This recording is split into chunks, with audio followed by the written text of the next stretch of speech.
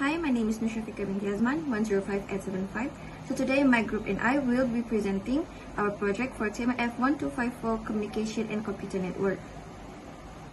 So I'm going to start to present for our part A, which is ARQ protocols and performance analysis. So for the introduction, automatic repeat request ARQ protocols ensure reliable data transmission by detecting error and requesting transmission of lost or corrupted packets. The three major variations of ARQ, which are stop and wait, go back and selective repeat, differ in how they handle errors and acknowledgement. ARQ also use flow control, which manage the rate of data transmission to prevent congestion and facilitate effective communication. Together, these mechanisms play a crucial role in maintaining data integrity and network performance in the presence of unreliable network conditions. Next is objective. In part A, we focus on evaluating the performance of different automatic repeat requests ARQ protocol, which is stop and wait, go back and selective repeat, in a simulated network environment, indicating on how data transmission reliability and efficiency are affected by different network accommodations such as packet loss, bandwidth, latency, and timeout period. Next is gain practical insight into error control and flow control mechanism used in data communication by modifying simulation parameters and collecting data on performance metrics like throughput and retransmission. Next is understanding ARQ, automatic request control. So what is ARQ? Here it explains that it is automatic request control, an error control protocol in communication system, ensure reliable transmission over unreliable network, retransmit lost or corrupted packets automatically. Next is working principle of ARQ. First is the sender waits for acknowledgement from receiver of each packet. Next, timeout triggers retransmission if acknowledged is not received. Lastly is ensure all packets are received correctly. Now we continue with importance of ARQ in reliable communication. First is ensure data integrity over unreliable channels, detect and correct transmission error automatically, minimize data loss and improve communication efficiency. Lastly, provide essential reliability for applications like file transfer, streaming, and voice over internet protocol. Next is ARQ protocols. Stop and wait, send one packet, wait for acknowledge. Go back and send multiple packets, resend from error point. And lastly is reflective repeat, resend only the lost and corrupted packet. Pros and cons of ARQ. For pros, reliable data transfer, automatic data detection and correction, simple mechanism, widely used in many standard protocols. For cons, increased latency, lower efficiency in error network, increased bandwidth usage, inefficient long delay network. Assalamualaikum and good day everyone. So my name is Muhammad Iman bin Muzaldi and my metric number is 105045. So today I would like to talk about the experiment setup. There are four scenarios to evaluate how different network conditions can affect ARQ performance, which is one of them is low packet loss, high bandwidth, which is for ideal network. The second one is high packet loss, low bandwidth, congest network. The third is high latency with different timeout interval. And the last one is varying window size for go back and selective repeat. This experiment can be done by modify one parameter at a time while keeping other constant. Experiment can be done by modify one parameter at a time while keeping other constant. So, when the user define parameter that can be modified for the experiment are list, there are also the default value for each parameter given, which is for total packet, number of packet to send is default 100. The packet loss prop, which is probability of packet loss, which is default 0.2 or 20%. SK loss prop, which is and probability of SK loss, which we can see the default is 0.15, or we can also say 15%, and the bandwidth is network bandwidth with 100 Mbps, latency, propagation delay, which gave us 0.1 millisecond, and the last one is timeout, where we can see timeout duration for retransmission, where it have default of 5 milliseconds. So the scenario 1 is to test the low second. So the scenario 1 is to test the low packet loss high bandwidth, which we can see for ideal network. So the parameters that are modified here are packet loss probability, which is changed to 0.1 while keeping the bandwidth high, which is 100. So we can see here from the code, when we compile the coding, you can see the configure network condition. We will enter the number of packet to send 100. The packet loss probability, we will put there 0.1, and the next one is SCK loss probability. We will put there 0.150, which also the same with the default one, and the network bandwidth in a Mbps, megabyte per second, 100. Network latency in ms, millisecond, 0.100, and timeout interval in millisecond, 5.000. And then we will select the ARQ protocol, which either from stop and wait go. Scenario 2 is to test the high packet loss and with low bandwidth, which is congested network. The parameters that are modified here are the bandwidth, which is lowered to 50, while keeping the packet loss probability in default of 0.200. So we can see there the bandwidth is changed, where we choose 50, 50.00, and we don't use the default one, which is 100.00. And then the probability will be keeping stay at packet loss probability in default one, which is 0.200. And then for scenario 3, it is to test the high latency with different timeout interval, which we can see there the parameter that here are modified, which is timeout interval, which is changed to 10 millisecond, 20 millisecond, and 30 millisecond. The network latency are set to our own default value of 0.200 milliseconds. So we can see there are three of them, which is one of them is 10 millisecond timeout interval, 20 millisecond timeout interval, and the last one is 30 millisecond timeout interval. And the last one is scenario 4. It is to test the high latency with different timeout interval, which we can see the parameters that are modified here are window size, which is only exclusive for go back end and selective repeat. So the size of 2, 5, and 7. So these three are where we already modify the choose, which we can see there. We chose the window size from 2, 5, and 7. So that's all for my point. Thank you. Greetings, and here I will talk about the simulation results. Once the program has finished running, a few performance metrics can be observed, such as throughput, total transmission time, bandwidth utilization, processing overhead, and retransmission count. And based on the result, we can generate a graph for detailed analysis. We can start this off with scenario 1. From the graph given, we can see that the throughput for selective repeat is much larger than the other two ARQ protocol, with 94.21 Mbps. However, the total transmission time for selective repeat is lower than go back end and stop and wait. Since our available bandwidth is 100 Mbps, the bandwidth utilization for all of the ARQ protocol is the same as throughput. However, we can see that the processing overhead and retransmission count for stop and wait is much larger than the other two ARQ protocol. And the next one is scenario 2, which is the high packet loss and low bandwidth, which means it's a congested network. And the throughput for the selective repeat is again much higher than the other two ARQ protocol. And while the total transmission time is much lower than both of them.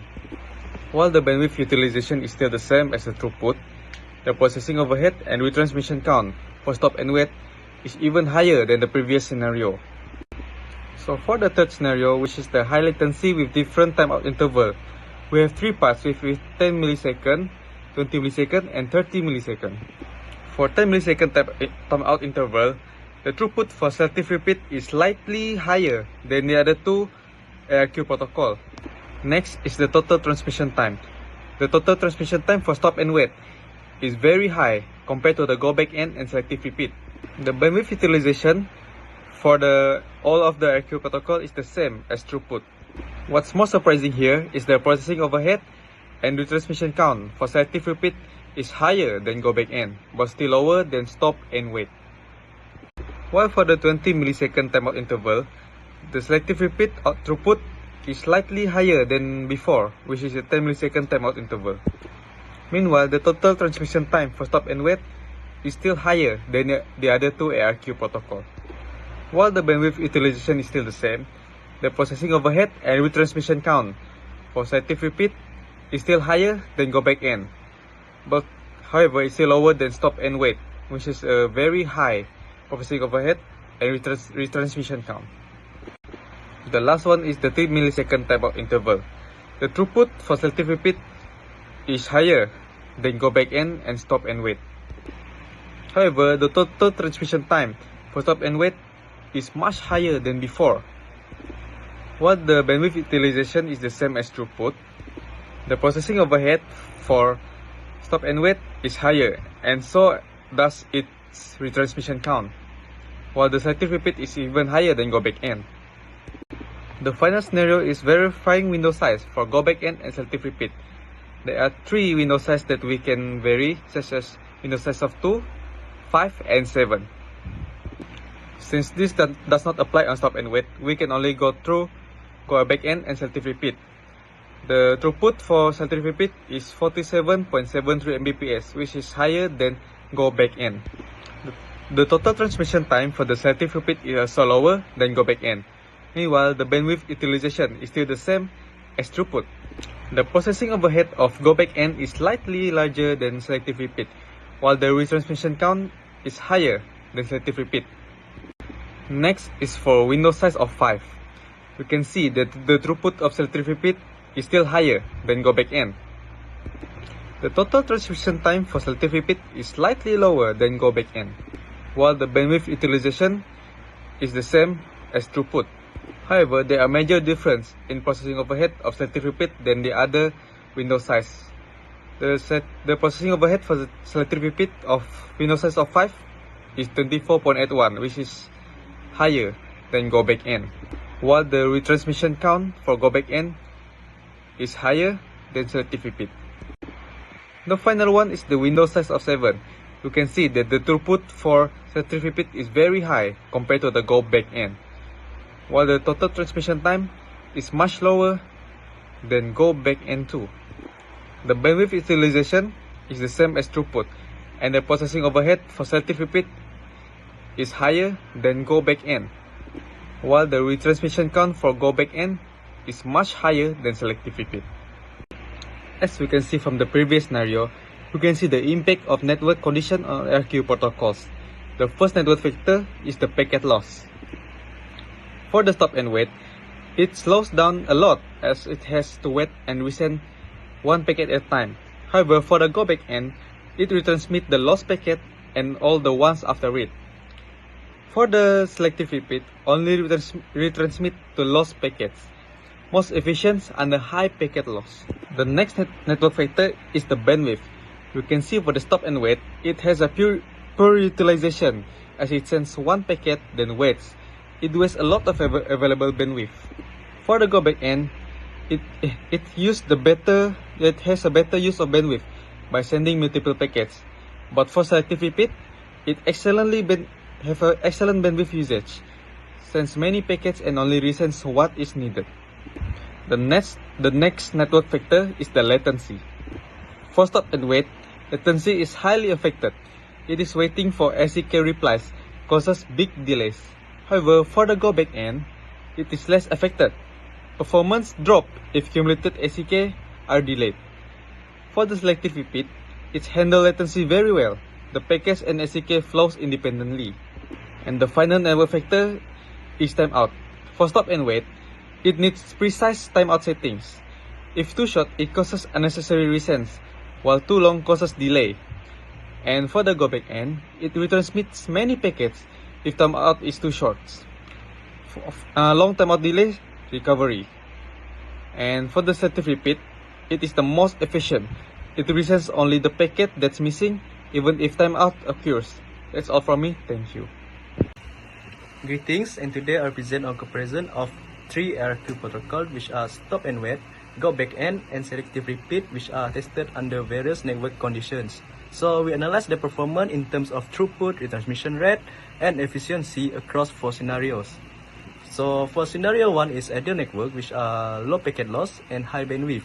So in an ideal network, stop and wait had the lowest throughput due to constant waiting after every packet. Then go back and perform better, though still affected by retransmission if a packet fails. So for selective repeat, it delivered the best performance with minimal retransmission and efficient bandwidth use.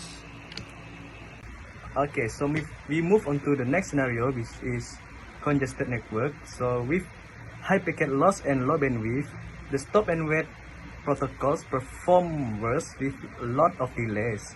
Then go back end was better but still affected by retransmission, and then the selective repeat remain efficient with minimal retransmit. So next scenario is high latency and timeouts. So for time we tested for three timeout interval, which are 10 millisecond, 20 millisecond, and 30 millisecond. So in conclusion, the stop and wait time out too quickly, causing frequent retransmit. Then go back and improve with longer timeout. Then selective repeat balance latency well and keep stable throughput. Alright, so for scenario 4 with varying window sizes. So we tested window sizes of 2, 5, and 7. For go back end, it improved with larger windows but wasted bandwidth on errors. And for selective repeat, it had consistently higher throughput and fewer retransmission. So to conclude, for my part is overall, selective repeat performed best in all cases. Then go back end was decent, and stop and wait was the least efficient. So thanks, and that's all for my part of in part A. Okay, now is the protocol that perform best under all scenarios. The first scenario we have choose is ideal network, and the best performing protocol that we have choose is selective repeat. This is because it uses high bandwidth efficiently with minimum numbers of retransmissions. The second scenario is congested network, and for best performing protocol for this is selective repeat. It is because it saves bandwidth more as well as retransmits only lost packets. It is also better suited for error-prone networks. And third scenario we have choose is high latency with varying timeout. And the best performing protocol that we have choose also selective repeat because it uses flexible timeouts and independent ACKs to effectively hard delay. And for last scenario is varying window size. And for best performing protocol also same is selective repeat because scalar better with larger window size and effective manage multiple package and retransmissions. For conclusion on this part, this project can analyze the three performance that is stop and wait, go back end, and selective repeat ARQ protocols under different simulated network conditions. For this project, we can conclude that the section repeat consistently outperform the other protocols, and the second is go back and show moderate efficiency but wasted bandwidth by resending multiple packages after a single error. And lastly, the stop and wait was the simply but least efficient due to its one packet at a time limitations. And this project also show the importance of setting an appropriate ARQ protocol based on network characteristic of ensure efficient, fast and reliable data transmission.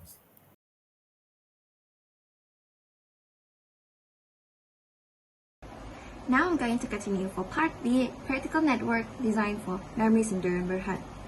For the objective, in part B, we are designing a practical and cost-effective computer network for Narmi Sundar and Berhad. We suggest a complete network solution based on some given requirement like the number of staff, shared internet connection, network printer, and guest Wi-Fi. Lastly is creating a network diagram, selecting appropriate wired and wireless technology, and justifying design choices in terms of reliability, scalability, and cost. Narmi Sundar and Berhad specific expectation, Office A and B will be sharing Wi-Fi. The company subscribed to only one gateway from the ISP with a downlink of 500 megabits per second and an uplink of 300 megabits per second. Employees and device, Office A Level 1, 15 stationary employees, 5 mobile employees. For Office B Level 2, 10 stationary employees and 3 mobile employees. Printer for Office A, only 1, and printer for Office B is 2. Restricted Wi-Fi access for meeting room in both Office A and B. Next is network topology. The hybrid mesh plus star network topology has been chosen for Narmi Sundar and Berhad because it offers a balanced solution that supports both current operational needs and future scalability. This approach is considered the most suitable and effective option for ensuring reliable and efficient network performance. Mesh or star. Mesh topology structure, each device is connected to every other device in network, either fully or partially. Key features provide multiple paths for data to travel. Use case, common in backbone networks or environments requiring high reliability. Advantage, high fault tolerance. If one link fails, others can take over. Excellent performance and reliability. For the challenges, expensive and complex to set up, require more cabling and configuration. Star topology structures, all devices are connected to a central hub or switch. Key features, centralized control and management. Use case, widely used in office LANs and home network. For the advantage, easy to install and manage. Faults are isolated to individual device. Challenges, if the central hub or switch fails, the entire network goes down. Require more cable than bus topology. So why using hybrid? Star topology is ideal for Internet Office network due to its simplicity and ease of management. For mesh topology between core component, switches, and gateway ensure redundancy. If one link fails, traffic can reroute through another. Performance, direct path, reduce latency, and congestion. For the scalability, easy to add more core nodes if needed. And this is how the diagram looks like. Next, visual representation of the topology. Office A and Office B each use a star topology. All PCs and mobile devices and printers connected to a central switch. The Office A switch, Office B switch, and Internet gateway are interconnected in a mesh topology. Each node is directly connected to the others, ensuring redundancy and high availability. Now I'm going to explain to you about the advantages and disadvantages. Features, benefit. High reliability. Mesh link provide fault tolerance. Efficient communication. Direct link between core components. Lastly, is scalable design. It can extend office or core network without a major redesign. Now, is the disadvantage, the challenge and mitigation. Higher cost. Mesh require more cabling and ports, used only for core component. Complex setup. Mesh link needs careful planning. Use managed switch for easier control. Space and power. More device and link may need more infrastructure. Plan accordingly. Okay, so for part B, I will explain about device and hardware plan for Narmi Sundar and Berhad company. So we begin with the core networking devices. So we use a router specifically the TP-Link R605. It connects the office to the ISP and support key features like NAT and VPN. And then we use the two layer 2 switches such as the Cisco SG250. So it provides 24 port gigabit connections for wired user across both floor. And then for wireless access point WAPS, we use Unified AC Lite. It offers reliable dual band Wi-Fi and then support VLANs and provide guest access.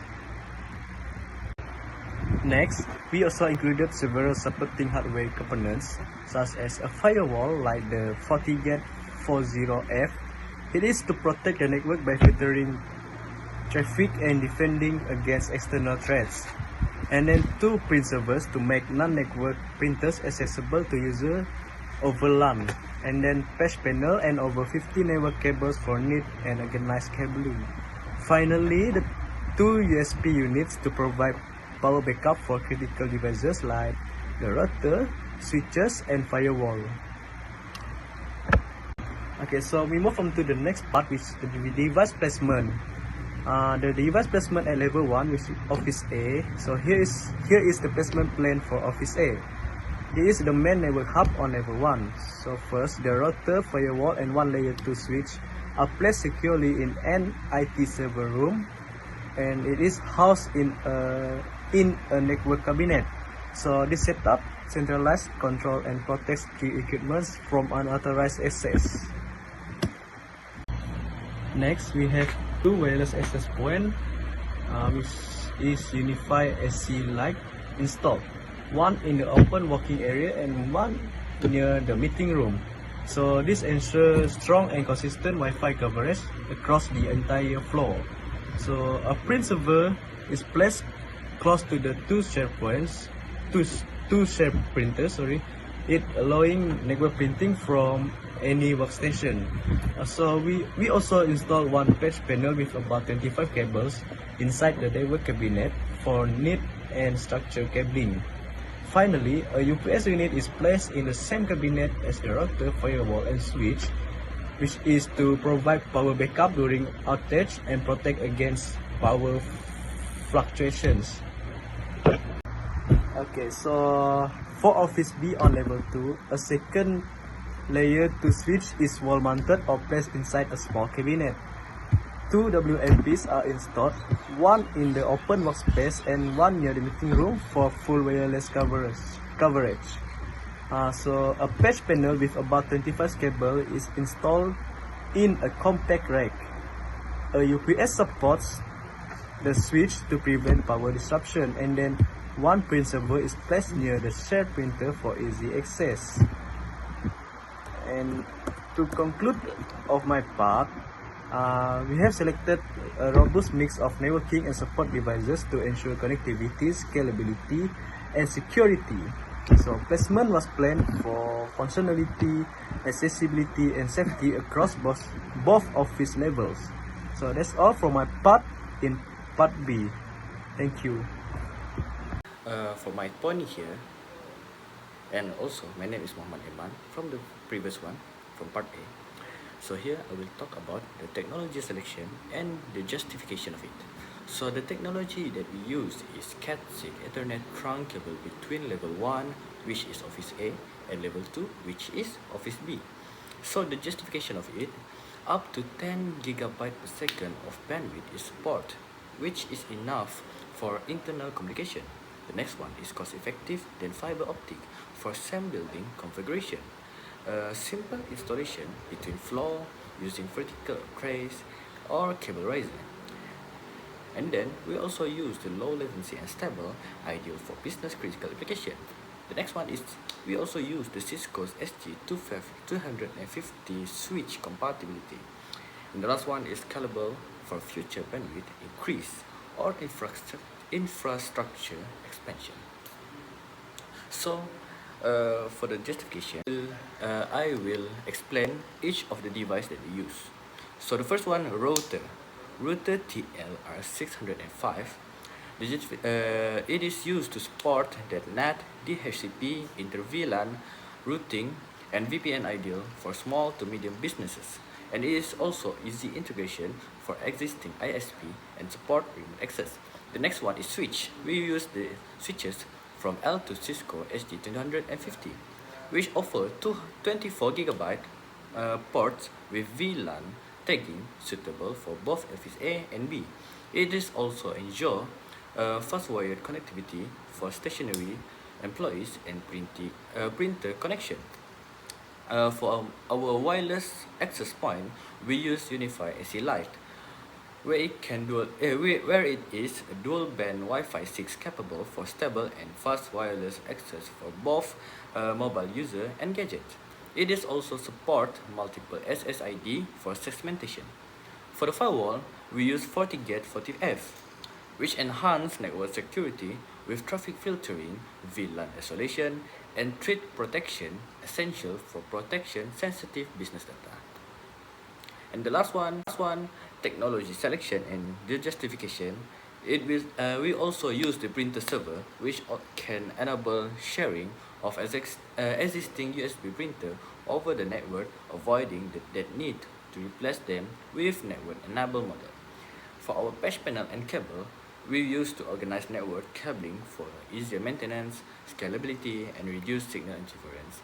And the last one is uninterruptible power supply, UPS. It is provide backup power to networking equipment during outages, ensuring continuous operation and preventing data loss. So that is all from me. Thank you. Greetings, today I will talk about the cost-efficient network strategies. There are various cost reduction strategies such as single internet gateway. This can reduce recurring ISP subscription fees by sharing one connection across both offices. The next one is strategic hardware selection. By choosing cost-effective yet capable devices such as TP-Link, router, Cisco switches, and unified WAPs, it can avoid unnecessary overspending while meeting business needs.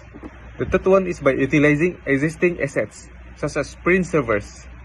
This still allows continued use of non-networked printers, saving the cost of purchasing new network models. The next one is structured cabling. This can be done by organizing cabling with patch panel to reduce troubleshooting time and labor costs for maintenance and reconfiguration. The next strategy is to implementing uninterruptible power supplies or UPS. It protects essential equipment from power issues, preventing costly hardware failures and reducing downtime. They can also do network segmentation such as VLANs. This can improve security by isolating network traffic, which helps prevent costly breaches and simplifies troubleshooting. Other than that, they can also do centralized management. Tools like Unify Controller Streamline, configuration and monitoring of WAPs, reducing administrative overhead. And the final reduction strategies is by implementing proactive security such as firewall. This can prevent cyber attacks, which are far more expensive to recover from the cost of the preventions. That's all from me. Thank you. For security considerations, we have design security considerations. The firstly is separate guest Wi-Fi network, such as NAMI guest. This allows internet access only and prevents guests from reaching internal resources like printers or file servers. Secondly, we have strong Wi-Fi security. For staff, we use WPA3 or WPA2 enterprise with radios authentications. If, if we are on budget, WPA2 PSK with a strong, regularly updated password and alternative.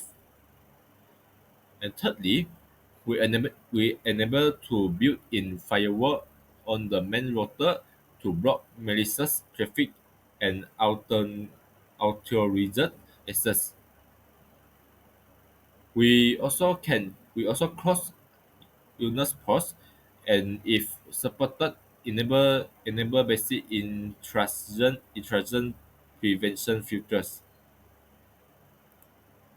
And then we also use access control lists on switches and routers to control who can access what. For example, guest VLANs will only have internet access, while staff will allow to access printers and servers. Besides that, we also have static IP and MSC filtering.